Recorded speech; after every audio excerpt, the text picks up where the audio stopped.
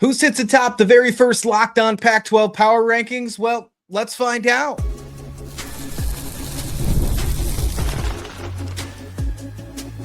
You are Locked On Pac-12, your daily podcast on the Pac-12 Conference. Part of the Locked On Podcast Network, your team every day.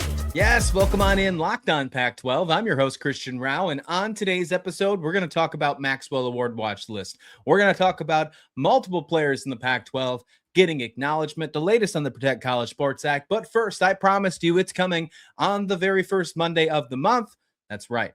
Locked On Pac-12 Power Rankings for college football, the very first one since we have launched this show. I'm going to give two versions of this Power Rankings before we get to the kickoff. The next one will not arrive until the very week of the season, week one. The week before Fresno State and USC go off on Friday. That Monday or Tuesday, we'll give our very initial our next Power Rankings. But until then, this is our pre-fall camp. After off season, this is the Power Rankings that we're walking into for the Pac-12 here on Locked On Pac-12. Make sure you hit that subscribe button. Bring you Locked On Pac-12 coverage like nobody else. We're covering everything across the conference in a unique and awesome way, and we can't wait to have you here for the journey. Share and tell a friend as well. Without further ado, let's get into it. This is the Locked On Pac-12 Power Rankings. This is where I'm going to go to. I'm going to get some folks upset. I understand that. And I want to hear you sound off in the comments. That is the important part of this experiment. That's exactly what we need to do right here. Boise State at number 1, San Diego State at number 2, Texas State number 3, and Fresno State at 4. We'll go to the entire list. We're going to talk about the top 4 initially here. Number 5, Washington State, 6 at Colorado State. I got Utah State at 7. And yes, Oregon State down at number 8. Okay, it's out of the bag. We've gave our first power rankings. Now, let's make something very clear here today. Rankings, records, power rankings, two different things. When we get into the season, power rankings will not be directly reflected on record. Most likely, they might correlate, but they're not going to be perfect to a T with the record. If we think a 2-2 team is hotter than a 3-1 team, we're putting them higher on the power rankings inside the Pac-12 because we think we know ball here on this show. So I want to make that caveat very clear. Why is Boise State number 1? Well, plain and simple, they've earned it. What they have done in the Mountain West over the last few seasons, some of the top defensive players, they're returning back inside the conference, probably the most NFL-ready player. And yes, there is maybe some questions. Maybe you don't believe in Maddox Madsen as much as some others. I am definitely on the fence about Maddox Madsen. I'm not going to sugarcoat that. Spencer Danielson's the best coach in the group of 6. Not just this conference, but the best group in the group of 6. I'm sorry, folks, he is. He's the only one in the entire group of 6 that has college football playoff experience. That means something. That means something. When we haven't played a snap of football inside this new conference, that means something. And even though Boise State had a down year last year, I believe that they can jump back up. Now, does this mean, because I'm putting them number 1 in the power rankings, that I am predicting them to win the conference? Not exactly. No, that's not what this rankings means. Maybe I still do, but that's not what this means. But Boise State, I thought if we were going to launch this today, power rankings, who I believed was the best team entering fall camp at this very moment, it's Boise State. Number 2, I had San Diego State here. And look, they lost a ton on defense. They certainly lost a ton on defense. Trey Moore being some. He's not the only one. Owen Chambliss obviously being others. Some going to Texas Tech, Nebraska, you name it. They moved on. They went and got paid. But I am a very strong believer that we did not see the very best of San Diego State last year, although they were a very good football team. And the more I look into this defense and the way they replaced them, some internally, some not, I'm not as concerned as I once was. Now, do they regress? Possibly. Maybe even say more likely compared to last year, but they were a very good defense last year. Some of their rankings were top 25 in the country in some major defensive statistics. They weren't the only Pac-12 defense that was like that. We're going to get to that later on in this ranking. Yeah, they're below another team we're going to talk about. But the reason that I am so high on San Diego State is because Jayden Denigal was not 100% last year. He wasn't. He was dealing with a shoulder injury all season long. And I think that is going to be a huge difference maker entering the season. Oh, and by the way, if he's injured, little insider baseball here, nudge, nudge, his backup would not be 8th on the quarterback power rankings. Let's just say that. Stone Sanders is a very good player. And I think he could find himself, if need be, maybe even we see him in certain packages. That might need its own segment later on this week. Maybe when we get into fall camp, San Diego State begins practice on Wednesday. I feel very confident about San Diego State's quarterback room. Let me just put it that way. Obviously, adding Lucky Sutton to the mix. Their wide receiver room, I think, is one of the deepest, if not the deepest, in the conference. That's why San Diego State's at number 2. Let's continue rounding out the top half here before we go to break. Texas State at number 3. Now, this is where defense concerns come into play. There's no doubt about that. But they arguably have the best offense in all of Group of 6. Brad Jackson is a top 25 quarterback in the country. We've seen tier lists come out by The Athletic. We've seen some other things having it at like 27. Fine, semantics. He's a top 25 quarterback in the country. He might be the best quarterback in the state of Texas. You can quote me. He might be the best quarterback in the state of Texas. And he's playing for G.J. Kinney. Oh, he's returning for G.J. Kinney. We should make sure we repeat that. We should make sure we say that with context. Bo Sparks returning. Chris Don Jr. returning. Oh, I don't know if you knew this, folks. 2 1,000-yard receivers returning with Brad Jackson. No other team in college football is bringing that back. So although I do think their defense is a little concerning, and that's why they are as low as they are at 3, I think that offense helps them out quite a bit. A lot of people are not giving Texas State the credit they deserve, in my opinion. We have a lot of folks coming over from the Mountain West, and then, of course, the originals in the Pac-12 staying put. Texas State is that ugly duckling coming into the conference where not many people know about them. You're going to figure out about Texas State fast, I think. I think you're going to really figure out Texas State pretty quickly. Maybe I'm wrong. Maybe they finish at the bottom of the conference. Heck, any of these teams could finish at the end of the conference. Any of these teams could win it. That's how fun this conference is going to be. But I got Texas State at number 3. Why are they above Fresno State at 4? Fresno State has the best defense. At least one of them. Maybe you can put Boise State in that mix. But Fresno State has an immaculate defense this year. But I've been very clear entering this entire offseason. Anytime we have spoke about Fresno State on this podcast, out of any position battle inside the entire Pac-12, folks, any position battle, I am more concerned by a long shot with Fresno State's quarterback position. I don't feel confident about Fresno State's quarterback position. And I like the tangibles. I like the physical traits of guys like Christian Martin. I don't like how he spells his name. He spells his first name wrong. That's okay. That's not his fault. That might be his parents' fault. Different conversation. I like his traits. I like where he came from high school. I like his all of that stuff. He just hasn't been able to show it yet. Very few stats at Maryland. The quarterback room is very inexperienced. Maybe that changes. That will change very quickly. Maybe our opinion changes very quickly. Heck, maybe that changes in front of a Friday night before the rest of the Pac-12 gets even a chance to play one snap. And Fresno State shocks the world and takes down USC. Wouldn't that be something? I hope that's correct. I hope I can eat my shorts on a live stream on a Friday night. But right now I have them 4th because of that. And I think that's fair. So sound off on the top 4. I want to hear your thoughts on this one. The very first Pac-12 rankings. There's your top 4. Let's go over them again. Boise State, San Diego State, Texas State, and Fresno State hitting the very top. of the Pac-12 power rankings. We won't do this every time. We won't spend 2 segments on it, but it's the initial one, and we'll do it this time around. Why do I have each team listed 5 through 8? Well, we'll do that next right here on Locked On Pac-12.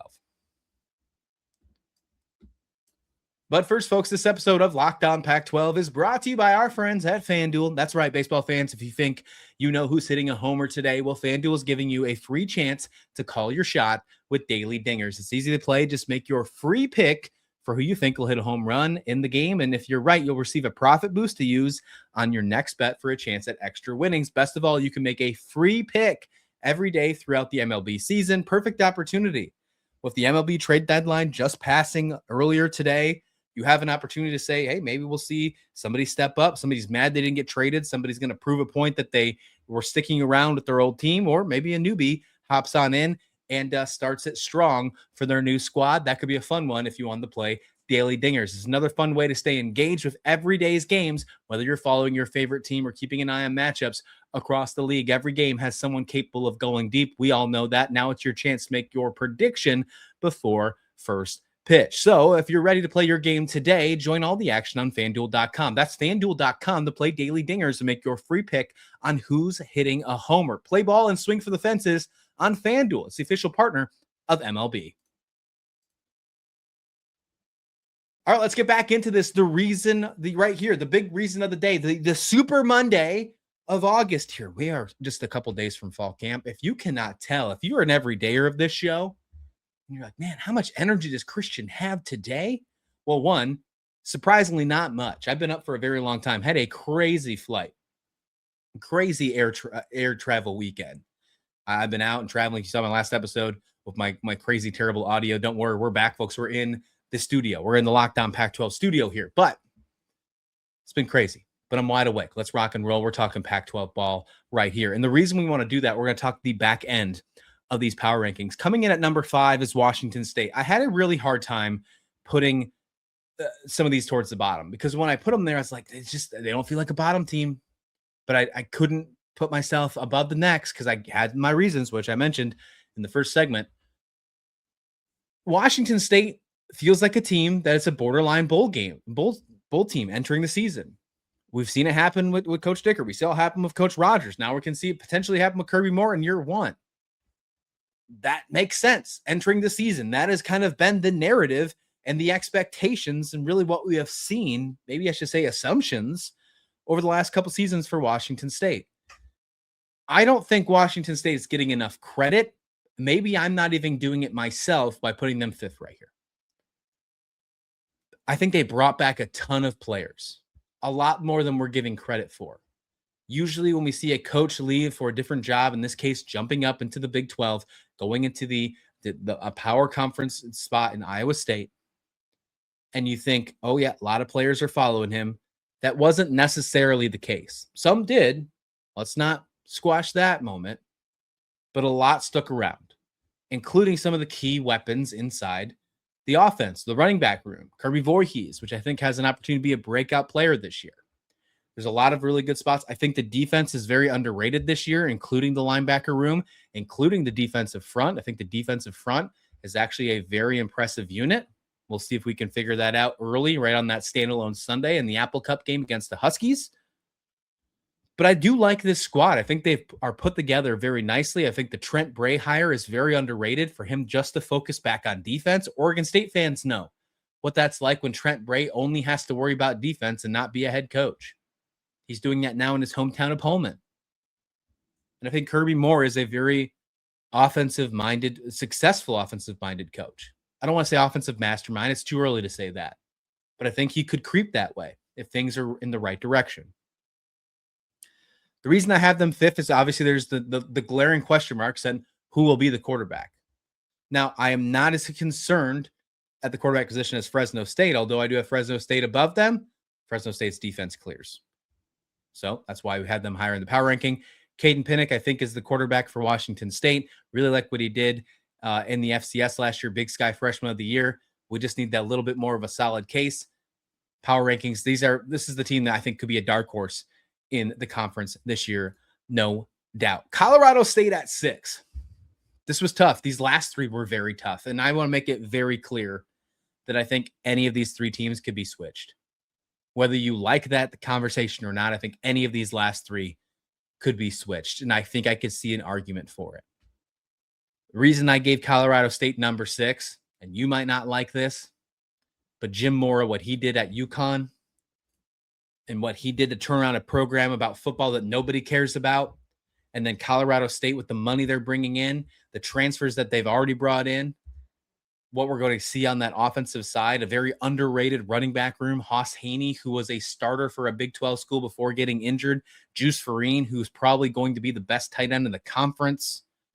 I think Colorado State's going to surprise a few folks, maybe even play spoiler for someone who maybe doesn't make the Pac-12 championship game. Colorado State's that team you do not want to play in the second half of the season. They might start off slow.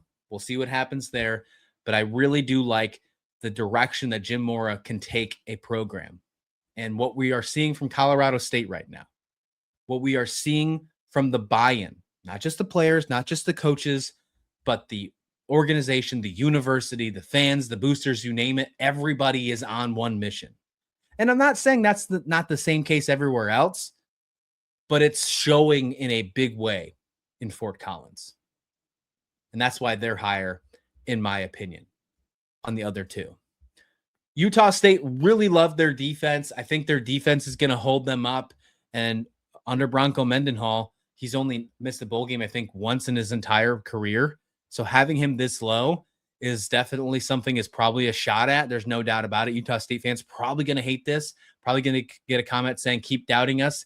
We love it when that happens. I've seen that happen a couple times on this show. I understand it. But that quarterback situation frightens me. It does. Kind of gets me a little bit to the Fresno State talk. Not as much, but it gets me to the point to where I'm a little bit concerned. And I think Fresno State's defense is better than yours, but you have a quarterback situation. That's why you're as low as you are. I think it's going to be a very tough thing to replace what Bryson Barnes did for you last season. And maybe I'm putting too much stock in that. And if I am, well, call me out. Let me know in the comments. I love Bronco Mendenhall. I think he's a great coach. I think he has what it takes to obviously get this team at least the bowl contender. But I also could see this team struggle, especially down the stretch, and maybe only find themselves at 3 or 4 wins, which would probably put them exactly where they are in this power rankings when it's all said and done. I put Oregon State at the bottom. Again, this isn't for a projection. This is where they sit right now entering fall camp. We know what Oregon State was last year. I think they have the biggest hill to climb out of the entire conference. And that's really not a knock at the current squad, because I love what Jamarcus Shepard's doing. Jamarcus Shepard is the right coach for that program. What he is building is the right thing. It's just the biggest question is, will it be good enough for year one? Will it be enough to get to whatever expectation you seem to feel is fair for year one? Whether that's a 6 games, you feel really comfortable in there. Is it just 4 to see some sort of improvement? Like whatever that might be, Jamarcus Shepard is the right man for that job. I mean, ever since I heard him talk at his introduction press conference where I was ready to run through a brick wall, you could tell. You could tell things were different. They're changing leadership behind the scenes. Things are going in the right direction for Oregon State. But when you compare them entering fall camp to the rest of the conference, they have the biggest hill to climb. I think they have some of the more elite certain position groups in the entire conference. Linebacking room led by Aiden Sullivan is one of the most underrated linebacking rooms in the conference. I think Malik Murphy is set for a breakout season. I think there are a lot of fun storylines with Oregon State, but they have the biggest hill to climb. And they have the most to prove as well after what happened last year. And you might potentially be playing your former head coach, Trent Bray, twice if the flex games stay put. So there you have it, the initial Pac-12 power rankings to begin the season. This will be the fall camp edition, we'll call this. We're going to call this one the fall camp edition. We'll have one more before the season starts. We'll call that one the preseason one. And then after that, we're going to change it every single week. Every single week. So we're going to keep it on Mondays. So we'll do this the Monday of game week. And then we'll go every Monday. We'll do a Pac-12 power rankings. We'll keep it to one segment moving forward from here. All right, we got some fun news. Let's get some latest on the Protect College Sports Act, as well as we have a few Maxwell Award watch list to pay attention to inside the conference. All of that next, right here on Locked On Pac-12.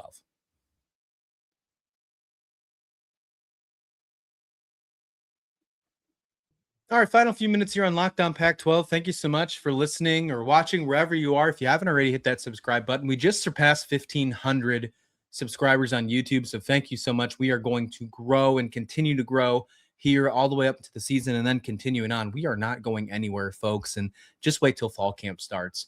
We're going to make sure this is not just a one-a-day show when that all's said and done. I'm not doing any more traveling. We're locked in. We're getting ready to do Pac-12 coverage every single day, so I hope you tag along for the adventure. If you are interested on talking about certain topics, leave it in the comments. I would love to hear suggestions. I love talking about this conference. And if there's something I'm not talking about enough, or you just want to hear a question, you have a mailbag, or you just have a topic you want to discuss, drop in the comments. I'll be more than happy to make that a segment if, of course, it's a respectable topic, of course, and not anything inappropriate. All right, Ross Dellinger reports that there have been some latest drafts to the Protect College Sports Act. It's been distributed to Senate members. We've seen some portions here. He got it over at Yahoo Sports. And what it seems like, the things that have changed.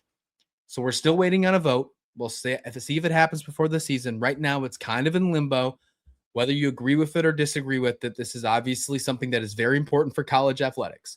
The section outlines that a new $22.5 million retention pool has been added and a $5 million addition for Olympic and women's sports. So now, instead of having the old number for the revenue share, the new total per school has an annual cap of $48.8 million.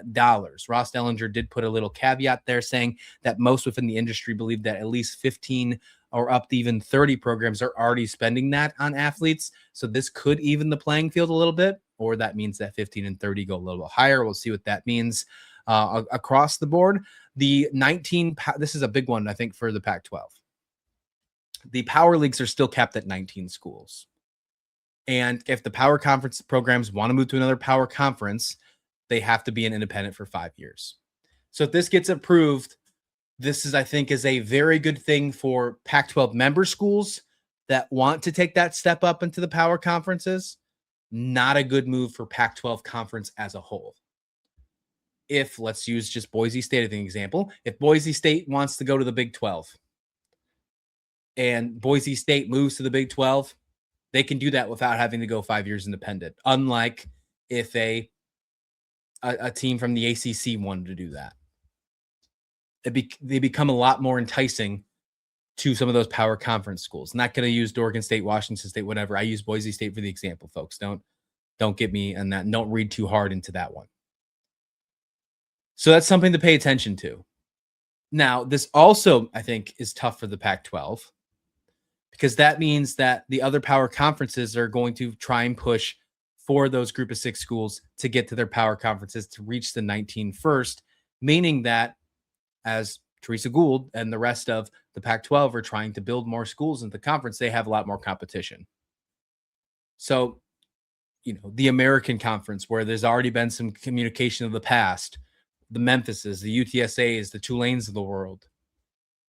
If there is any type of conversation maybe still happening or maybe happening in the future with the Pac-12, there's likely also, if this passes, likely also maybe Tulane and the SEC, maybe we see things with UTSA in the Big 12, things across that nature. So there are going to be some competition. That's why I think it could be very bad for the Pac-12 conference as a whole, maybe for some of the member schools that are looking for not making this their permanent destination. Maybe they like that, and that's why some fans might be okay with this one as well. And then they add this thing called the Lane Kiffin rule, which means the midseason football coaching moves are prohibited.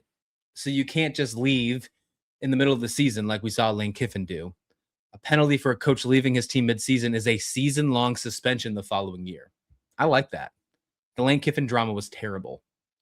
So I like that. I think that did some terrible things to the Ole Miss and LSU community. I think it did bad things for the players. It just wasn't a good look all around. So I like that rule.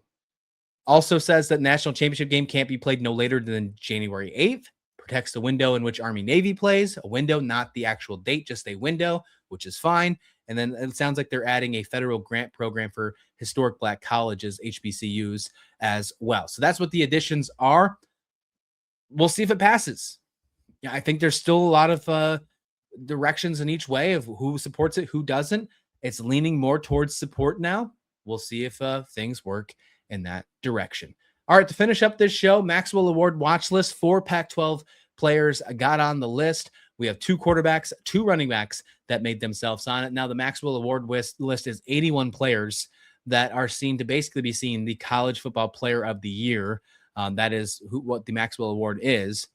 And if you look at the watch list, it's all filled with quarterbacks, running backs, and wide receivers. No other position. So keep that in mind when we hear the list named for the Pac-12. Maddox Madsen of Boise State was named. So was Dylan Riley, the running back for Boise State. So 2 Broncos named to this Maxwell list. Lucky Sutton of San Diego State, the running back. And of course, Brad Jackson, Texas State, quarterback. 4 great names added to this list. I think they missed 2.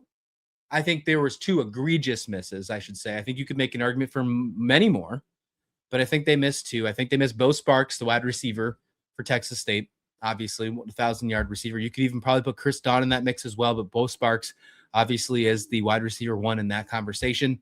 And Rayshon Luke, the running back for Fresno State. I think those are the 2 that they really did miss on this, but that's all semantics in this case. We'll see if any of them wind up winning it. Out of those 4, out of Madsen, Riley, Sutton, and Jackson, who do you think has the best chance at winning the Maxwell Award when the season's all said and done? Drop it in the comments below. Thank you so much for listening or watching wherever you are in the world. And we'll see you back here next time. We got another episode coming out for you real soon in just a few hours. All right, folks, please like the video. Please subscribe. We'll see you back here next time. It's Locked On Pac-12.